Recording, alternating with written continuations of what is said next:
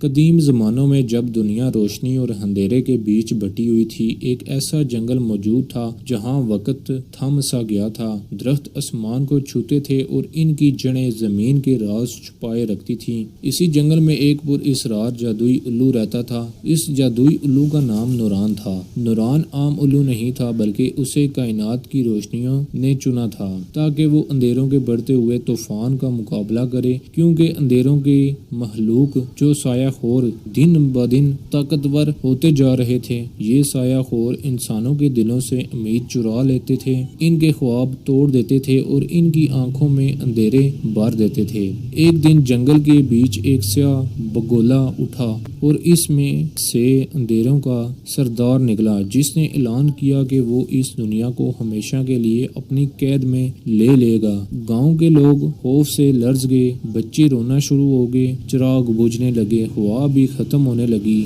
لیکن اسی وقت نوران نے اپنی روشن آنکھوں سے آسمان کی طرف دیکھا اور عہد کیا کہ وہ اس اندھیرے کا شکار کرے گا۔ نوران کے پروں میں ایسی روشنی چھپی تھی جو صدیوں پرانی طاقتوں کا ورثہ تھی۔ اس نے پرواز شروع کی تو جنگل میں روشنی کی لہریں دوڑ گئیں، پرندے چہچہانے لگے، درخت جھومنے لگے اور جانور خوشی سے گرجنے لگے۔ لیکن سفر آسان نہ تھا۔ نوران کو پہاڑوں کے پیچھے چھپی روشنی کی کتاب تلاش کرنی تھی، جس میں اندھیروں کو ختم کرنے کا راز لکھا تھا۔ اس سفر میں اسے مختلف ساتھی ملے، ایک بہادر بھیڑیا جو وفاداری کی علامت تھا، ایک بولنے والی ہرن جو علم کا سمندر تھی، اور ایک ننھا سا جگنو جو چھوٹا سا ہونے کے باوجود تاریکی کو کاٹنے کی طاقت رکھتا تھا۔ یہ سب نوران کے ساتھی بن گئے اور اندھیروں کے جنگلوں، برفیلے پہاڑوں، آگ اگلتی غاروں اور سمندروں کے نیچے چھپی وادیوں کا سفر کرنے لگے۔ ہر جگہ سایہ خور اپنا جال بچھائے بیٹھا تھا، کبھی وہ خوفناک سانپ بن جاتا، کبھی دھوکے باز انسان، کبھی آگ کا دیو اور کبھی برف کے طوفان۔ لیکن نوران اس کے ساتھی ہر بار ہمت، قربانی اور دوستی کے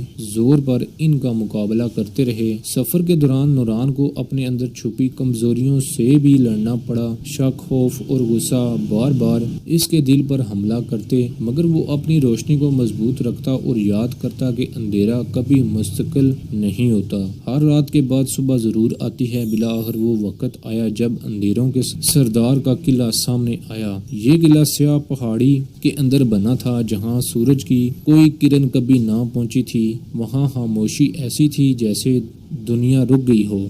قلعے کے دروازے پر ہزاروں سایہ خور کھڑے تھے، لیکن نوران اور اس کے ساتھیوں نے حملہ کیا۔ ایک ایسی لڑائی شروع ہوئی جو کئی دن اور کئی راتوں تک چلتی رہی۔ ہوا چیختی، زمین لرزتی اور آسمان بجلی کی طرح گرجتا، لیکن نوران کے پروں کی روشنی سایہ خور کو جلا کر ختم کرتی جاتی۔ آخرکار نوران قلعے کے اندر داخل ہوا، جہاں اندھیروں کا سردار ایک تخت پر بیٹھا اس کا انتظار کر رہا تھا۔ اس کی آنکھیں انگاروں کی طرح جل رہی تھیں، اس کی آواز پہاڑوں کو ہلا دیتی تھی۔ اس نے کہا کہ روشنی ہمیشہ وقتی ہے، اندھیرا ہی اصل حقیقت ہے۔ لیکن نوران نے اپنی آنکھوں سے ایک ایسی روشنی پھوٹی جس سے پورے قلعے کو منور کر دیا۔ پھر ایک ایسا وقت آیا جس میں سردار نے اپنے سب ہتھیار آزما لیے، مگر نوران کی روشنی اور اس کے ساتھیوں کی ہمت غالب آ گئی۔ آخرکار سردار ٹوٹ کر بکھر گیا اور اس کا سایہ ہوا میں تحلیل ہو گیا۔ جیسے ہی وہ گرا، زمین سے اندھیروں کی جڑیں کٹ گئیں، سورج کی کرنیں دوبارہ پھیل گئیں، دریا صاف ہونے لگے، گاؤں کے چراغ خود بخود جل اٹھے اور انسانوں کے دلوں سے خوف ختم ہو گیا۔ نوران اور اس کے ساتھی آسمان پر بلند ہو گئے۔ لوگ ان کی طرف دیکھ کر خوشی کے نعرے لگانے لگے کہ اندھیرا کتنا ہی طاقتور ہو، روشنی کا شکار ہمیشہ کامیاب ہی ہوتا ہے۔